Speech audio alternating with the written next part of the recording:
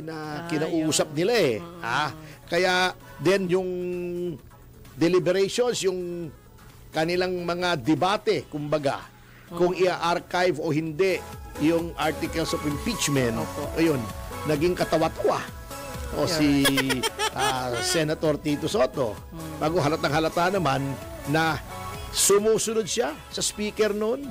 O kinausap daw siya ng speaker, kaya yun ang ginawa niya. Kinausap daw siya ng presidente. Anong klaseng Senate President tanggalin yan? Kayo lahat, sabi niya. Bago, ito namang pumalit kay Marcoleta, si Ping Lacson, akala mo magaling, kung ano-ano namang ginagawa, kay may pasabog, Kita mo ha, ang ginagawa ng mga ulalo doon sa Senado.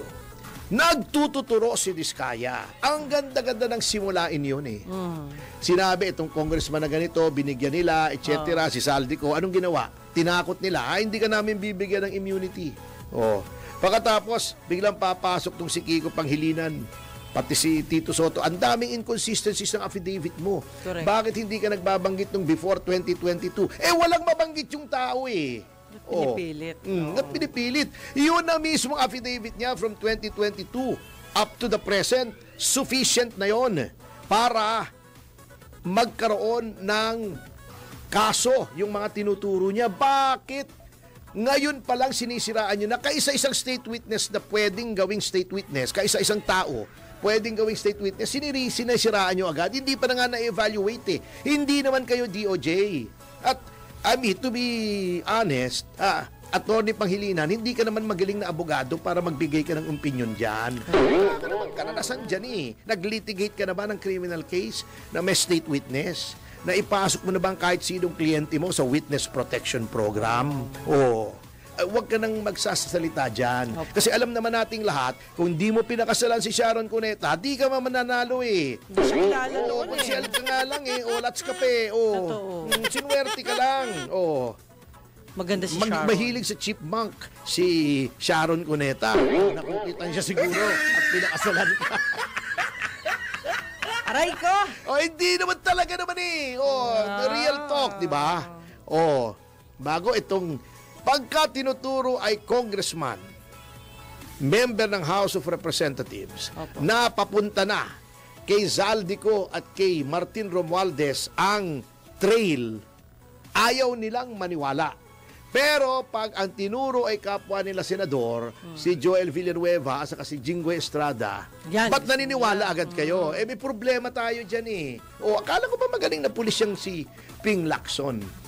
Alam nyo si Ping Lacson, utang lang naman yan ang pagpapatuloy ng kanyang karir at ang kanyang kalayaan dahil tama yung kinampian niya noong 2010 si Noynoy Aquino. Merong warrant yan, di ba alam nyo naman, baka nakakalimutan nyo na, may warrant yan for the double murder of Dacer and Corbito. Inapil niya sa Court of Appeals. Okay? Eto po, baka akala nyo na absuelto si Ping Lacson. Technicality lamang po yung pagka walang bisa ng kanyang warrant against the regarding the Dacer Corbito double murder case. Technicality. Yung warrant ni Judge Telma Medina ay kinwestiyon nila sa CA. Okay? Sabi ng CA, walang probable cause, baliwala yung warrant. Kaso mo, tumawid na yung administrasyon from GMA to Noynoy Aquino. Okay. Yung Solicitor General, Office of the Solicitor General, na kahit yung mga kasong annulment na ayaw nung mag-asawa na magsama, inaapila pa hanggang Supreme Court. Ito, crime of the decade. Dacer Corbito double murder. Yes. Yung pagkatalo ng gobyerno sa Court of Appeals, hindi inapila. Si Solicitor General Cadiz po yan. Yan ang pangalan. Ayun, nakarma. Tumakbong gobernador sa probinsya nila, Olats. Lot de Leon. Luz Valdez. Ayan, nakarma. Kaya, kami ang nag-apila na technicality kami, sabi ng Supreme Court, without the consent of the Solicitor General. hindi kami pwedeng mag-apila. Ayun.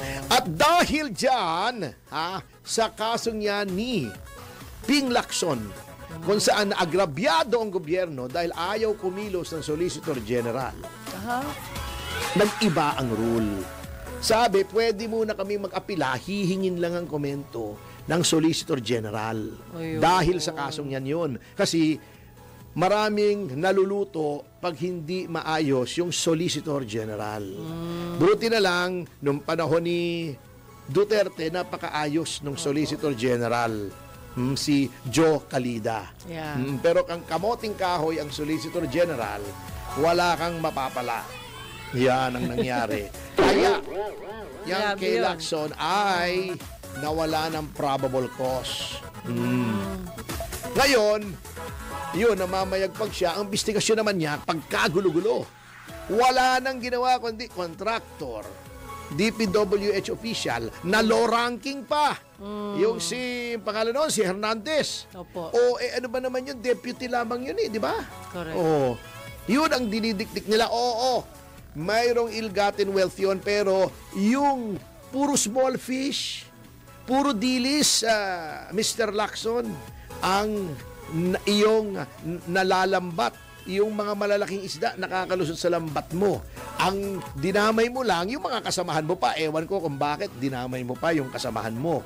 Baka may strategy kayo dyan, para ma-neutralize tong dalawang ito. Hindi ko alam. Pero puro ka computer, puro ganito. Ba't hindi ka magrekomenda? Ba't hindi mo sundin yung rekomendasyon ni Marcoleta na bigyan ng immunity? Hindi lamang ang mga diskaya. Wala akong pakialam sa mga diskaya. Yung magsusumbong. Yung iba pang nagsusumbong, natatakot tuloy. Correct. Bago pinahihirapan nyo pa. Kaya i-evaluate pa. Yung unang-una, nag-introduce pa kayo ng kapwitan. Si Tito Soto at si Remulla. Kailangan daw munang ibalik yung ill-gotten wealth. I-audit pa. Kailan mo ilalagay sa witness protection? Tapos na. Paano mo i-compute sa ngayon yan? Di pinatay na yon. Mga Correct. tirada nyo naman kasi bago pinagsisiksikan niya yung sarili niya sa pagka-ombudsman. Alam mo ba, ang kalokohang ginawa ng kasulukuyang administrasyon, na-impluensyahan nila yung Office of the Ombudsman. Yung final ni Mayor Baste na complaint na may docket na. Kasi ayon talaga sa prevailing rule ng ombudsman. Automatically, pag-file, docketed na. Dalawa, administrative and criminal. Bakit? Sapagkat nung dati na may evaluation pa. Doon nagkakaroon ng katarantaduhan. Doon ay influensya yung nag-evaluate. Minsan, hindi ko naman sinasabing lahat, patagalin mo yan. O outrightly, i-dismiss mo yan. Yun ang layunin noong order na yon, memorandum na yon ni dating Ombudsman Samuel Martires. Yan. Biro mo yung kay Mayor Baste, may docket na. Tinanggalan ng docket. Yun sa akin, dapat automatic na docketed yun. Ayaw, pinload. For evaluation. Di ba? Para, anong layunin? Para noong 19, noong Biyernes, ma-issuehan ang clearance. Grabe. Na walang kaso si Boying Remulla. Yung MR ni Amy Marcos na dapat yon ay sumagot pa yung kabila. Hindi na pinasagot, dinismiss na agad. Obvious na obvious yung si Dante Vargas na acting OIC. Ang tawag ko ngay overacting OIC. Kasi sobra-sobra ang ginagawa niya. Just for the benefit of one person, sinisira niya yung institusyon, para yung ginawa kay Lacson. Paano? For the benefit of one person, si Ping Lacson, hindi nag-appeal ang Solicitor General, si Cadiz. Grabe. Kita mong kalokohan ng administrasyon na yan. Ngayon, ang sinasabi nga namin, the ombudsman is supposed to be independent. Yes. Ngayon, aside from the fact na si Remulla ay politiko, walang ombudsman na Hindi naging pwede. politiko. Yung sinasabi niyo, bakit si GMA, tao niya yung nilagay niya na ombudsman, si Merceditas Gutierrez. Oo, tao niya yon, pero hindi naging politiko yun, ever. Yung dating ombudsman, si Samuel Martires, galing sa Supreme Court yun. Yes. Si Conchita Carpio Morales, galing din sa korte. Yun nga, galing sa korte lang. Hindi naman naging tao ni Aquino. Biased na biased in favor of Aquino. Biro mo sa 44 ang kaso. Namatay 44 na tao. Ang kaso mo, graft. Oh? At saka usurpation. Grabe naman. Kaya ganyang kahalaga ang ombudsman. Aside from the fact na talagang hindi qualified, kung independence, integrity, and probity ang concern. Kasi mayroong cloud. Dapat ang congressman, ang ombudsman ay pinakamalinis na kandidato. Ito may cloud na unang-una, politiko nga. Opo. Pangalawa, cabinet ni Marcos. Pangatlo, di ba, may issue yung anak niya na nakasuhan ng drug pushing o drug trafficking o whatever na nagtataka yung iba ba't na-dismiss agad. Magic Ako't lahat, pinagtanggol ko yan na wag husgahan si Remulla. Okay. Hindi ko sinasabing may kalokohan ha, inuulit ko. Ngunit may mga taong nagdududa. Pag may duda na sa'yo, ay malabo na yan.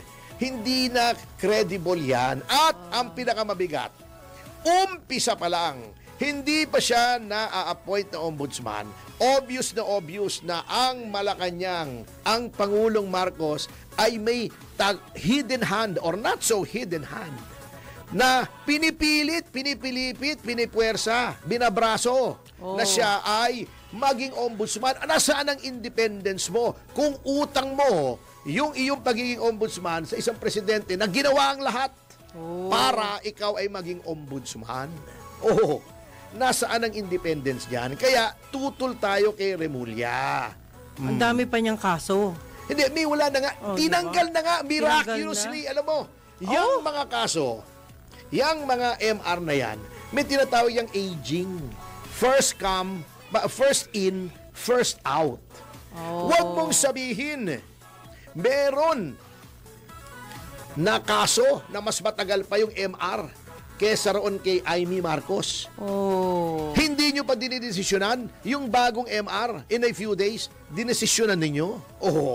Obvious na obvious eh. So, pag si Remulla ang na-appoint dyan, sinasabi ko sa inyo, wala na kasi ang huling sumbungan ng taong bayan, kung hindi sila makapagsumbong dahil ang kanilang isusumbong ay may kapangyarihan, malakas ang impluensya, malataas ang katungkulan, senador, congressman, gobernador, at natatakot sila sa korte, sa regular courts kasi baka ma-influensyahan. Andyan ang ombudsman na dapat independent kasi 7 years ang term. Sumbungan talaga. Sumbungan ng bayan, ilalagay mo sumbungan ng bayan, obvious na obvious kaalyado ng Malacanang.